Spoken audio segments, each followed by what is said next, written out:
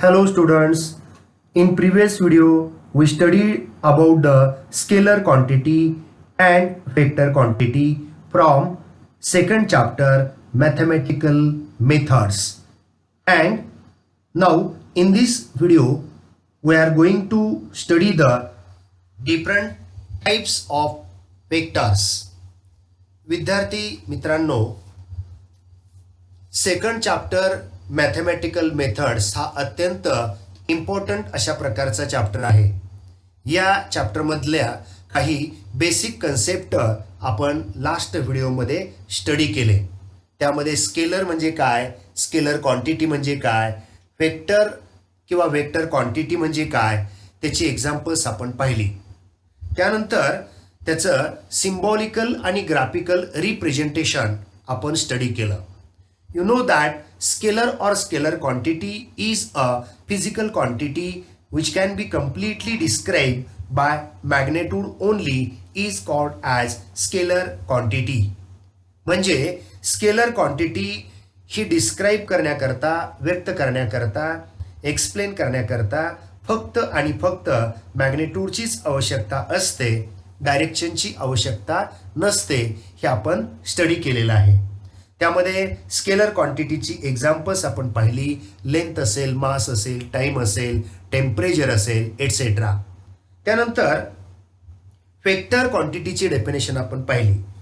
A quantity which needs magnitude as well as the direction to describe it is called as vector quantity.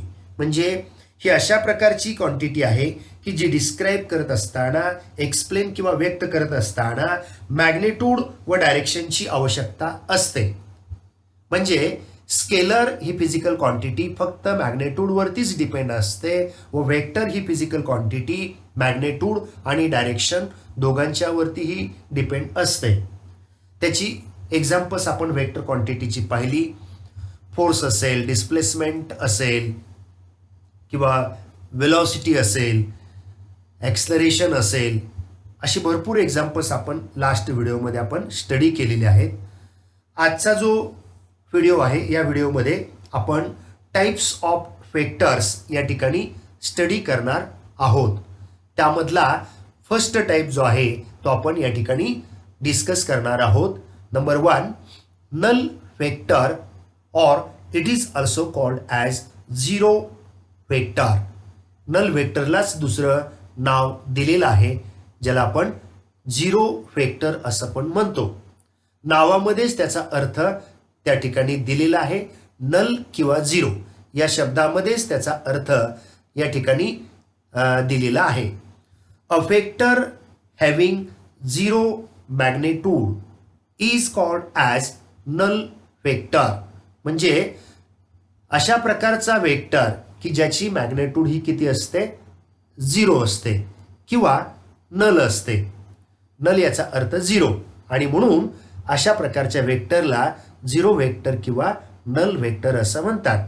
म्हणजे magnitude किती आली त्याची, zero आली. Suppose for example, velocity of an upward thrown ball at topmost point. म्हणजे एक आपण उदाहरण या ठिकाणी कन्सिडर करूया. या डायग्राममध्ये दाखवलेलं आहे की वरच्या दिशेला एक बॉल फेकलेला आहे. तो बॉल टॉपमोस्ट पॉईंटला जातो आणि थांबतो. बॉटमपासून टॉपमोस्ट पॉईंटपर्यंत तो जातो आणि तो वरती गेल्यानंतर थांबतो. थांबल्यानंतर तिथं त्याची वेलॉसिटी किती होत असते, झिरो होत असते. म्हणजे या टॉपमोस्ट पॉईंटला त्याची वेलॉसिटीची जी मॅग्नेट्यूड आहे ना, ही मॅग्नेट्यूड किती असते, तर झिरो असते. आणि म्हणून ज्याची मॅग्नेट्यूड झिरो असते व डायरेक्शन ऑर्बिटरी डायरेक्शन असते. ऑर्बिटरी म्हणजे काय बरं, arbitrary means any direction. Any direction म्हणजे मॅग्नेट्यूड झिरो असल्यामुळं तो एकाच जागेवर असतो. लक्षात घ्या, मॅग्नेट्यूड झिरो आहे ना, आणि त्यामुळे तो एकाच जागेवर असतो. झिरो मॅग्नेट्यूड म्हणजे तो जागेवरच असतो. मॅग्नेट्यूड झिरो असते, परंतु डायरेक्शन कोणतीही असू शकते. नॉर्थ असेल, साऊथ असेल, ईस्ट असेल, वेस्ट असेल, यालाच आपण ऑर्बिटरी डायरेक्शन असं म्हणतो. झिरो मॅग्नेट्यूड असल्यामुळे आपण हे दाखवू पण शकत नाही, हे लक्षात घ्या. झिरो वेक्टर अशा पद्धतीनं आपण रिप्रेझेंट करू शकतो, हे इथं दाखवलेलं आहे. हे कसं दाखवू शकतो बरं, तर झिरो आणि वरती काय दाखवलेलं आहे, बार दाखवलेला आहे बघा, बार किंवा ॲरो. म्हणजे थोडक्यामध्ये झिरो वेक्टर रिप्रेझेंट करण्याची ही एक पद्धत आहे की झिरो काढलेला आहे आणि वरती बार किंवा ॲरो या ठिकाणी दाखवलेला आहे. अशा पद्धतीनं आपण झिरो वेक्टर हा रिप्रेझेंट करू शकतो. मी जर म्हटलं की एक लाईन काढा की ज्याची लेंथ 0 सेंटीमीटर असेल, म्हणजे 0 सेंटीमीटरची एक लाईन काढा असं जर म्हटलं तर आपण म्हणणार की असं होऊ शकत नाही आणि आपण दाखवू पण शकत नाही. म्हणून जर झिरो वेक्टर दाखवायचा असेल तर झिरो आणि बार असं आपण दाखवू शकतो, हे लक्षात घ्या. It means that net force, जो टोटल फोर्स त्याच्यावरती ऍक्ट होणार आहे, नेट फोर्स त्याचा जो वेक्टर, त्या नेट फोर्सचा vector will be a zero vector. तो काय असतो, एक प्रकारचा झिरो वेक्टर असतो. असा वेक्टर की ज्याची मॅग्नेट्यूड ही किती आहे, झिरो आहे. म्हणजे ज्या वेक्टरची मॅग्नेट्यूड झिरो आहे त्या वेक्टरला नल वेक्टर किंवा झिरो वेक्टर असं म्हणतात. A vector having zero magnitude is called as null vector or it is also called as the zero vector. Okay, after that we study about the next type of the vector and that is the resultant vector. Resultant या शब्दामध्ये त्याचा अर्थ दिलेला आहे बघा. First we shall discuss about the definition. आपण प्रथम definition समजून घेऊया. रिझल्टंट वेक्टरची डेफिनेशन अशी आहे बघा की resultant of to or more vectors, म्हणजे दोन किंवा दोन पेक्षा जास्त vector, to or more vectors is that single vector, तो एक सिंगल वेक्टर असतो, which produces the same effect as that of all vectors together. दोन किंवा दोन वेक्टर्सच्या पेक्षा जास्त वेक्टर्स असतात आणि त्यांचा जो रिझल्टंट असतो हा सिंगल वेक्टर असतो की जो काय प्रोड्यूस करत असतो तर सेम इफेक्ट त्याचा त्या ठिकाणी एकत्रितपणे प्रोड्यूस करत असतो.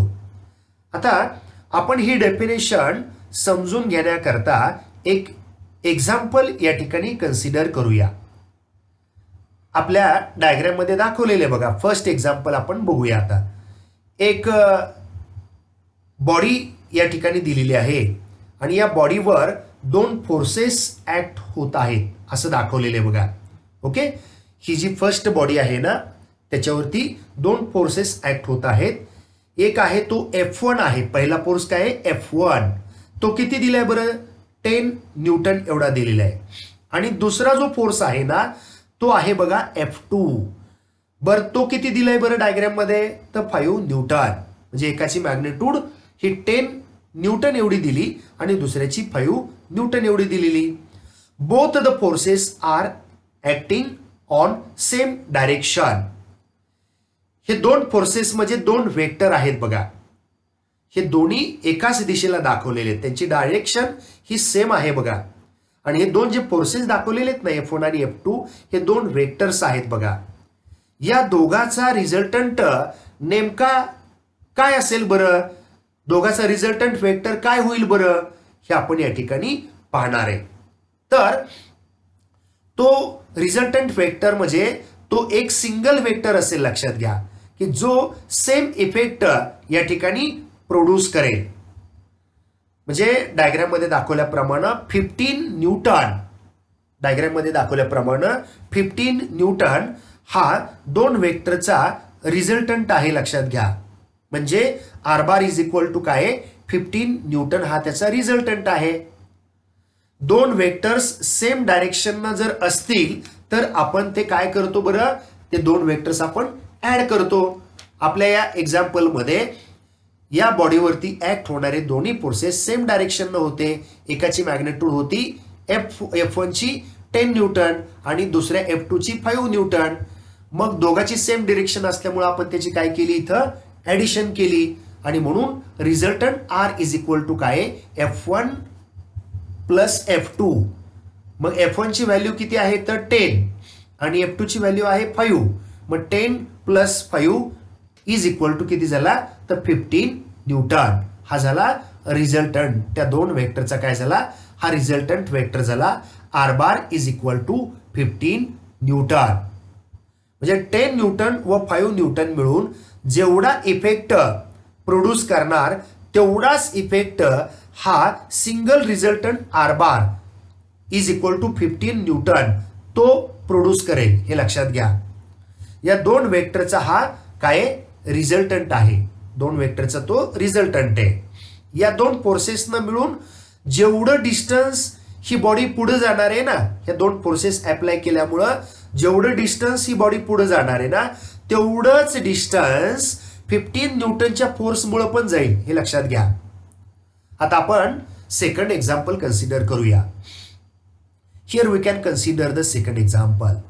समजा बॉडीवरती एकच फोर्स ऍक्ट झालेला आहे. F1 is equal to 10 Newton. म्हणजे बॉडीवरती एकच फोर्स अप्लाय केलेला दाखवलाय. कोणता फोर्स लावला तर F1 is equal to 10 newton एवढा फोर्स त्याच्यावरती लावला. व दुसरा कोणताच फोर्स बॉडीवर लावलेला नाही. एकच फोर्स लावलेला. लक्षात घ्या. किती मॅग्नेट्यूड त्याची 10 न्यूटन. दुसरा कोणताही फोर्स बॉडीवर अप्लाय केलेला नाही, लावलेला नाही. तर त्याचा रिझल्टंट फोर्स सुद्धा किती असणार आहे मग तर रिझल्टंट फोर्स असणार आहे R is equal to 10 newton. Diagram मध्ये दाखवलंय बघा. म्हणजेच F1 हा 10 न्यूटन होता, त्याचा रिझल्टंट किती झाला तर R हा 10 न्यूटन झाला. म्हणजे या दोघांचा इफेक्ट कसा आहे, सेमच आहे. लक्षात घ्या. या दोघांचा इफेक्ट कसा आहे, सेमच आहे. या दोघांचा 10 न्यूटन आणि 10 न्यूटन F1 आणि R चा इफेक्ट कसा आहे, सेम आहे. Okay. After that we study about the one more example number 3. आता तिसरे एक्झाम्पल बघूया. समजा या डायग्राम मध्ये दाखवलेली जी बॉडी आहे ना, त्या बॉडीवरती एक फोर्स F1 हा 10 न्यूटन एवढा ऍक्ट झालेला आहे. तो एका डायरेक्शनने ऍक्ट होत असेल आणि दुसरा जो फोर्स आहे ना F2 की ज्याची मॅग्नेट्यूड किती आहे 5 न्यूटन, तो दुसऱ्या किंवा अपोजिट डायरेक्शन ऍक्ट होत असेल तर त्यांचा जो रिझल्टंट आहे ना R तो किती असेल बरं तर 10 मायनस 5 इज इक्वल टू किती झाला तर थोडक्यामध्ये 5 न्यूटन एवढा तो असेल. म्हणजे जर दोन वेक्टर्स हे अपोजिट डायरेक्शन मध्ये जर असतील, आता इथे हे दोन्ही फोर्सेस अपोजिट डायरेक्शन मध्ये आहेत बघा, तर मोठा वेक्टर मधून छोटा वेक्टर आपण काय करतो तर मायनस करत असतो. लक्षात घ्या. व मोठ्या वेक्टरची जी डायरेक्शन आहे ना, तीच डायरेक्शन आपण रिझल्टंट वेक्टरला या ठिकाणी देत असतो. म्हणजे F1 F2 या दोघांचा इफेक्ट व कॅपिटल R म्हणजे रिझल्टंट त्याचा इफेक्ट कसा असणार आहे बरं, सेमच असणार आहे. लक्षात घ्या. आपण डायरेक्शन देताना मोठ्या वेक्टरची देतो, ज्याची मॅग्नेट्यूड जास्त आहे ना त्याची डायरेक्शन आपण त्या रिझल्टंटला देत असतो. ओके. यानंतर आपण नेक्स्ट एक्झाम्पल बघूया नंबर 4. आता या डायग्राम मध्ये दाखवल्याप्रमाणे बॉडीवर ऍक्ट होणारे दोन्हीही फोर्सेस कसे दाखवलेत बघा, सेम डायरेक्शनने दाखवलेले आहेत बघा. दोन्ही फोर्सेस हे सेम डायरेक्शन असल्यामुळं इथं आपल्याला ते ऍड करावे लागणार आहेत. लक्षात घ्या. F1 ची मॅग्नेट्यूड दिलेली आहे 20 न्यूटन आणि F2 ची मॅग्नेट्यूड आहे 10 न्यूटन. म्हणजे याचा अर्थ R इज इक्वल टू काय झाला F1 प्लस F2 झाला. F1 ची मॅग्नेट्यूड 20 आहे आणि F2 ची मॅग्नेट्यूड किती आहे 10. म्हणजे 10 प्लस 20 इज इक्वल टू किती झालं बरं तर 30. आणि म्हणून या दोघांचा रिझल्टंट हा किती आला 30 न्यूटन एवढा आला. मला वाटतं या एक्झाम्पलवरून तुम्हाला कन्सेप्ट बऱ्यापैकी क्लिअर झाला असेल, समजला असेल. आणखी एक एक्झाम्पल बघूया आपण. समजा एक्झाम्पल नंबर 5. समजा डायग्रॅममध्ये दाखवल्याप्रमाणे बॉडीवरती सेम फोर्सेस ॲक्ट झालेले आहेत. आता 2 फोर्सेस बॉडीवरती ॲक्ट झालेले आहेत आणि ते सेम मॅग्नेट्यूडचे ॲक्ट झालेले दाखवलेत बघा. दोघांचीही डिरेक्शन कशी आहे? एक्झॅक्ट अपोजिट आहे बघा. F1 हा 10 न्यूटन एवढा फोर्स राईट साईडला ॲक्ट झालेला दाखवलाय, तर F2 हा सुद्धा सेम मॅग्नेट्यूडचा फोर्स आहे 10 न्यूटन एवढा, पण तो कुणीकडे ॲक्ट झालेला दाखवलाय? लेफ्ट साईडला. म्हणजे एक राईट साईडला ॲक्ट झालेला आहे तर दुसरा लेफ्ट साईडला ॲक्ट झालेला आहे. तर त्यांचा रिझल्टंट जो आहे ना, तर तो रिझल्टंट आता अपोजिट डायरेक्शन असल्या कारणामुळं मॅग्नेट्यूड सेम आहे, डायरेक्शन अपोजिट आहे आणि त्यामुळं R इज इक्वल टू काय होणार? F1 minus F2. F1 ची मॅग्नेट्यूड किती दिली होती? 10. F2 ची सुद्धा किती आहे? 10. मग 10 मायनस 10 किती होणार? तर 0. आणि म्हणून resultant R bar is equal to किती झाला? तर 0 झाला. आणखी एक शेवटचं एक्झाम्पल आपण स्टडी करूया. जर बॉडीवर एक फोर्स हा F1 25 न्यूटन एका दिशेनं समजा राईट साईडला ऍक्ट झालेला आहे असं दाखवलंय, व दुसरा फोर्स हा 50 न्यूटन म्हणजे तो F2 आहे. सेकंड फोर्स F2 किती? 50 न्यूटन. तो लेफ्ट साईडला अपोजिट डायरेक्शननं ऍक्ट झालेला दाखवलेला आहे. तर या ठिकाणी बॉडी कुणीकडच्या बाजूला जाणार आहे? तर लेफ्ट साईडला जाणार आहे. व त्याचा रिझल्टंट हा किती असणार आहे? तर त्याचा रिझल्टंट हा असणार आहे बघा, R is equal to F2 minus F1. मोठ्यामधून छोटा आपण मायनस करणार आहे ना. 50 मायनस 25 इज इक्वल टू किती येणार? R is equal to 25 newton. म्हणजे लार्जर वेक्टर मधून स्मॉलर वेक्टर आपण या ठिकाणी काय करतो? मायनस करत असतो, लक्षात घ्या. अशा प्रकारे रिझल्टंट वेक्टर हा एकच वेक्टर असतो की जो सेम इफेक्ट त्या ठिकाणी काय करत असतो? प्रोड्यूस करत असतो आणि म्हणून त्याला आपण काय म्हणत असतो? Resultant vector.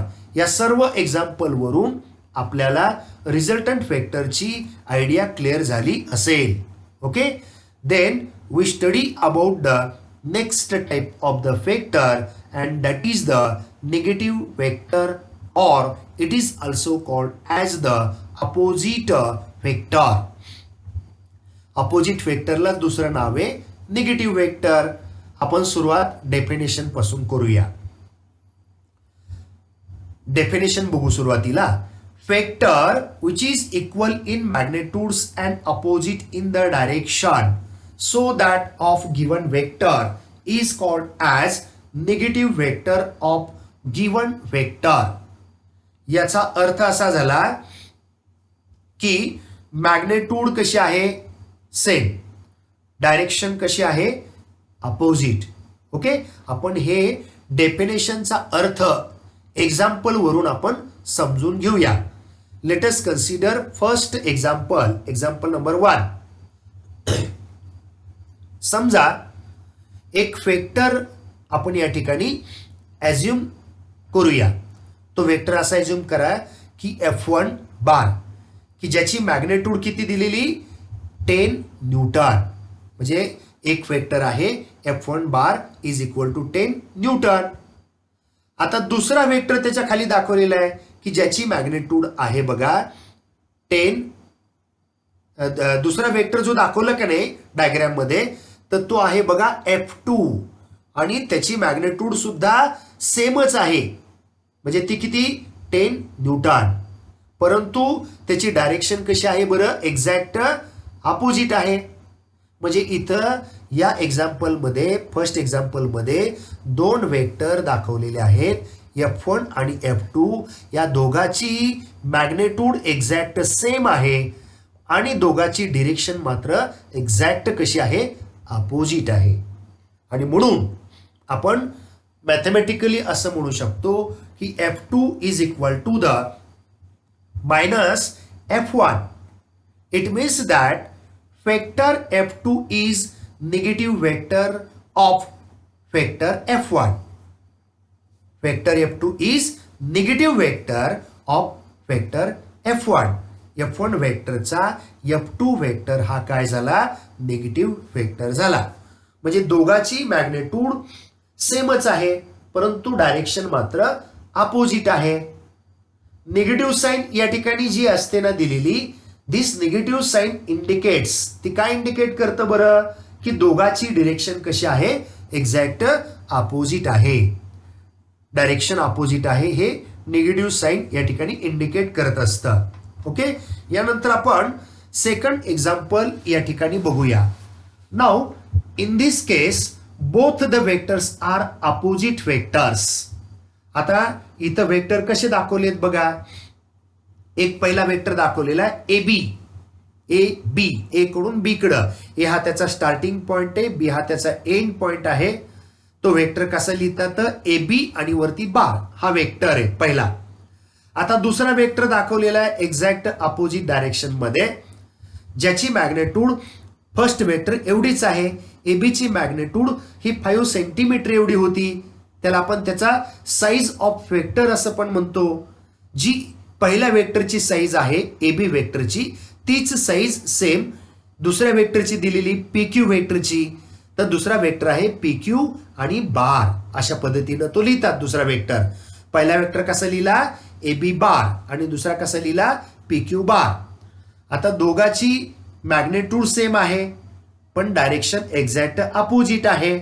म्हणून आपण हे कसं लिहू शकतो, तर a B is equal to minus p q, म्हणजे a b bar is equal to minus p q bar. पहिला वेक्टर ए बी, दुसरा वेक्टर पी क्यू, दोघांच्या मध्ये इथं मायनस साइन दिलेली. This negative sign indicates opposite direction. Opposite vectors they will cancel each other. हे negative sign काय indicate करत असते, अपोजिट डायरेक्शन इंडिकेट करत असते डायग्राम मध्ये दाखवल्याप्रमाणे. And you know that opposite vectors they will cancel each other. जर magnitude same असेल, डायरेक्शन अपोजिट असेल, तर दोन्ही वेक्टर एकमेकाला नलिफाय होतात, कॅन्सल होतात. If they fall at a point then they will cancel each other. तर एकाच पॉइंट वरती जर दोन वेक्टर अशा पद्धतीचे असतील, same magnitude but opposite in the direction, तर ते एकमेकाला काय होतात, कॅन्सल इच अदर, एकमेकाला कॅन्सल होतात. आणखीन एक एक्झाम्पल आपण समजून घेण्याकरता बघूया. Number 3. Here F1 and F2 will cancel each other, therefore the net force will be 0. इथं असं दाखवलेलं आहे, या कारवरती दोन फोर्सेस ऍक्ट झालेले दाखवलेत बघा. एक फोर्स आहे पहिला F1, ज्याची मॅग्नेट्यूड आहे 5 न्यूटन. दुसरा फोर्स आहे F2, त्याची सुद्धा मॅग्नेट्यूड सेम तेवढीच आहे 5 न्यूटन. म्हणजे दोन्ही फोर्सेस जे कारवरती ऍक्ट झालेले आहेत त्या दोघाची मॅग्नेट्यूड कशी आहे बरं, exact same, but direction will be exact opposite. त्यांची जी डायरेक्शन आहे ती अपोजिट आहे आणि त्यामुळं त्या कारवरचा नेट फोर्स जर आपण कॅल्क्युलेट केला तर तो नेट फोर्स काय होतो, नलिफाय होतो, कॅन्सल होतो आणि तो नेट फोर्स किती येतो, विल बी 0. आणि म्हणून इथं net force is equal to काय म्हटलेलं आहे, 0 असं म्हटलेलं आहे. Okay, after that we study about the next type of the vector, that is equal vectors. आता इक्वल वेक्टरची डेफिनेशन आपण पाहणार आहोत. सुरुवात आपण डेफिनेशन पासून करूया. काय डेफिनेशन दिली बघा, equal vectors are those vectors, म्हणजे अशा प्रकारचे वेक्टर्स असतात की which have the same magnitude and same direction. म्हणजे इक्वल वेक्टरच्या त्या शब्दामध्येच त्याचा अर्थ दिलेला आहे की हे वेक्टर्स अशा प्रकारचे असतात की ज्यांची मॅग्नेट्यूड आणि डायरेक्शन दोन्ही पण कशा असतात तर सेमच असतात.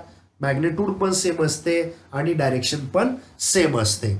आता ही डेफिनेशन समजून घेण्याकरता आपण एक्झाम्पल वरून समजून घेऊया. आपण पहिले एक्झाम्पल बघूया. Let us consider example number 1. समजा एक फोर्स आहे इथं दाखवल्याप्रमाणे डायग्राम मध्ये F1 bar is equal to त्याची मॅग्निट्यूड आहे 10 न्यूटन.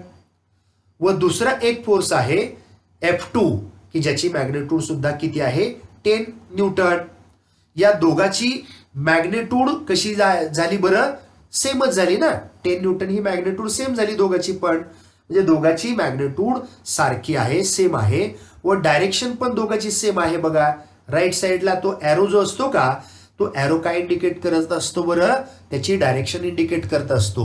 हा लाईन सेगमेंट जो असतो ही त्याची मॅग्निट्यूड असते आणि हा जो एरो असतो का, this arrow that will indicate the direction of vector. तर अशा प्रकारे या डायग्राम वरून असं लक्षात आलं की मॅग्निट्यूड या दोघाची सेम आहे, डायरेक्शन सुद्धा दोघाची सेम आहे. म्हणजेच याचा अर्थ काय झाला, तर F1 bar is equal to काय झाला F2 बार. यालाच आपण काय म्हणत असतो, इक्वल वेक्टर्स. ओके. यानंतर आपण नेक्स्ट एक्झाम्पल आपण या ठिकाणी स्टडी करूया. दुसरं एक एक्झाम्पल या ठिकाणी आपल्याला दिलेलं आहे बघा. Let see in this vector A B, म्हणजे या डायग्राम मध्ये दाखवल्याप्रमाणे let us see this is vector A B. A B हा एक पहिला वेक्टर दिलेला आहे की ज्याची लेंथ 5 सेंटीमीटर एवढी दिलेली आहे. And length of this vector is 5 centimetre. A B is one of the given vector having length 5 centimetre. A B हा एक वेक्टर दिलेला आहे की ज्याची लेंथ ही 5 सेंटीमीटर एवढी आहे. Also here we can consider another vector PQ. This is also having the same length 5 centimeter. दुसरा एक वेक्टर दाखवलेला आहे डायग्राम मध्ये दाखवल्याप्रमाणे PQ की ज्याची मॅग्निट्यूड किंवा लेंथ एक्झॅक्ट सेमच आहे 5 सेंटीमीटर. म्हणजेच याचा अर्थ असा झाला की AB अँड PQ या दोघाची मॅग्निट्यूड कशी आहे तर सेम आहे. पहिला वेक्टर आहे ए बी, दुसरा वेक्टर आहे पी क्यू. दोघाची मॅग्निट्यूड सेम आहे. Magnitude same means size same. दोघाची मॅग्निट्यूड सारखी आहे याचा अर्थ दोघाचा साईज सेम आहे. And both are from left to right. So we can write, म्हणजे दोन्ही पण वेक्टर्स मॅग्निट्यूड सेम आहे आणि डायरेक्शन पण सेम दाखवलेली बघा. आणि दोन्ही वेक्टर्स कुणीकडून कुणीकडे काढलेले आहेत, ड्रॉ केलेले आहेत, तर लेफ्ट कडून राईट कडं. आणि म्हणून आपण काय म्हणू शकतो, तर therefore vector A B is equal to vector P Q because magnitude is same and direction is also same. या दोन्ही एक्झाम्पल वरून आपल्याला डेफिनेशनचा अर्थ समजला असेल. अशा प्रकारचे हे वेक्टर्स आहेत की ज्यांची मॅग्निट्यूड पण सेम आहे, डायरेक्शन पण सेम आहे आणि म्हणून अशा प्रकारच्या वेक्टर्सला आपण काय म्हणत असतो, इक्वल वेक्टर्स. Okay, thank you.